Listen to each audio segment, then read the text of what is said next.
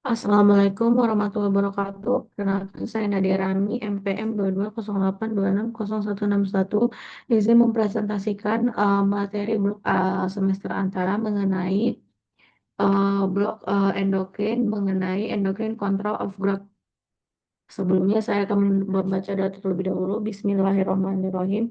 Asyhadu an la ilaha illallah wa asyhadu anna Muhammadar Rasulullah. Raditu billahi rabba bil islami dina wa bi Muhammadin nabiyya wa rasulullah. Rabbi zidni ilma warzuqni fahma wa amalan salihah. Amin.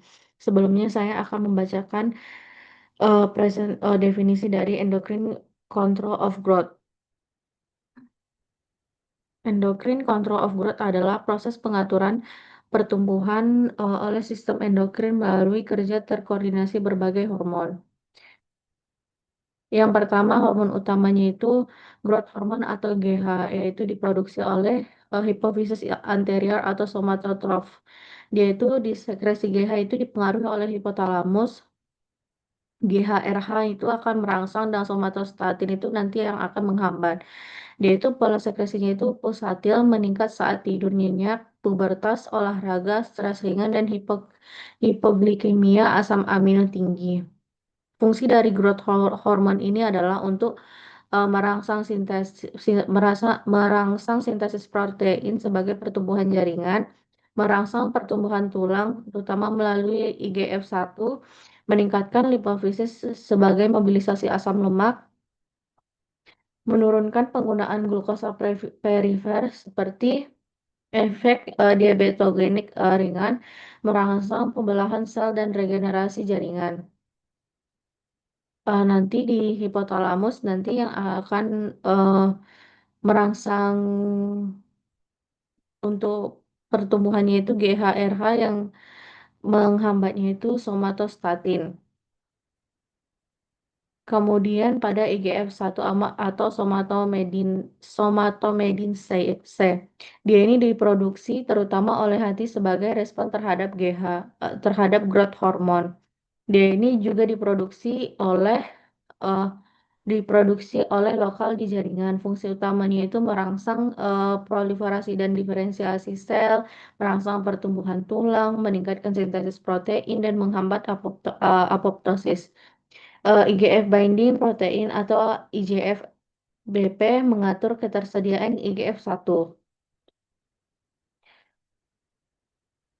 Kemudian hormon tiroid T3 dan T4, yaitu penting untuk pertumbuhan normal dan perkembangan otak serta sistem saraf. Dia ini meningkatkan metabolisme sel, mendukung aksi growth hormone dan IGF-1.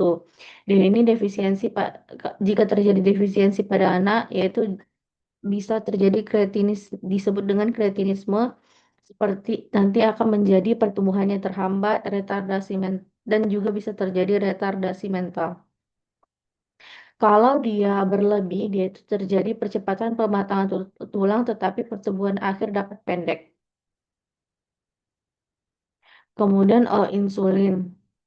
Hormon insulin diproduksi oleh sel beta pankreas. Dia ini meningkatkan uptake glukosa dan asam amino. Dia ini nanti akan merangsang sintesis protein, glikogen, dan lemak. Dia ini bersifat anabolik, penting untuk pertumbuhan normal dan defisiensi insulin. Dia ini pertumbuhannya itu terhambat. Kalau terjadi defisiensi insulin, nanti pertumbuhannya terhambat, maka diabetes mellitusnya tidak terkontrol. Kemudian untuk hormon seks atau estrogen dan testosteron, dia ini untuk meningkatkan sekresi growth hormone dan produksi IGF-1. Dia ini menyebabkan growth spurt saat pubertas. Dia ini merangsang pematangan tulang dan menutup lempeng epifisis dan untuk menghentikan pertumbuhan longitudinal. Estrogen ini biasanya lebih banyak pada wanita jumlahnya. Dia ini fungsinya untuk mempercepat pematangan tulang, penutupan epifisis lebih awal pada perempuan. Kemudian pada testosteron ini biasanya lebih banyak pada laki-laki. Dia ini fungsinya untuk merangsang pertumbuhan otot dan massa tulang, dan penutupan epifisis lebih lambat pada laki-laki. Kemudian hormon kortisol atau glukokortikoid. Dia ini diproduksi oleh korteks adrenal. diperlukan dalam jumlah normal untuk metabolisme. Jika kelebihan atau hiperkortikosolisme, dia itu nanti akan menghambat pertumbuhan. Dia itu nanti bisa membuat menurunkan sintesis protein, menghambat IGF-1 dan meningkatkan katabolisme.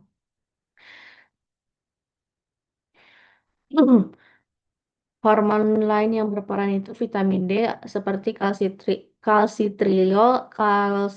Dia ini meningkatkan absorpsi Ca2+ dan fosfat. Dia ini penting untuk mineralisasi tulang. PTH atau paratiroid hormon, dia ini mengatur kadar Ca2+ dan fosfat. Kemudian leptin, dia ini fungsinya untuk mencerminkan cadangan energi. Defisiensi sekresi growth hormone yang menurun. Ghrelin dia ini berfungsi untuk merangsang sekresi growth hormone, dan melatonin meningkatkan sekresi growth hormone saat tidur.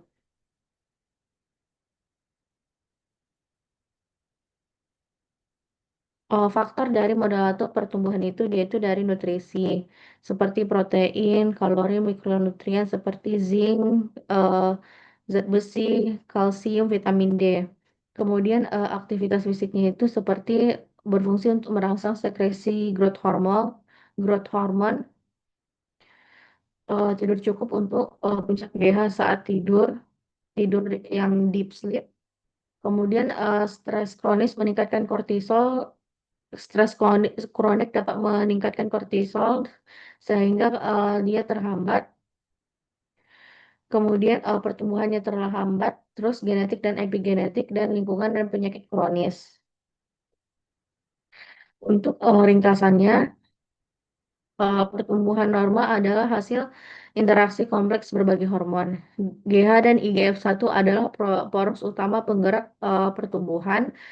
Hormon tiroid, insulin, hormon seks, kortisol, vitamin D, dan hormon lain bekerja sinergis atau antagonis untuk memastikan pertumbuhan yang optimal. Gangguan pada salah satu komponen sistem endokrin dapat menyebabkan kelainan pertumbuhan.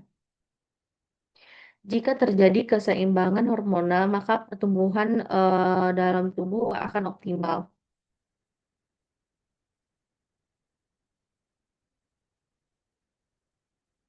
Untuk eh, ini referensi yang saya gunakan. Sekian, terima kasih.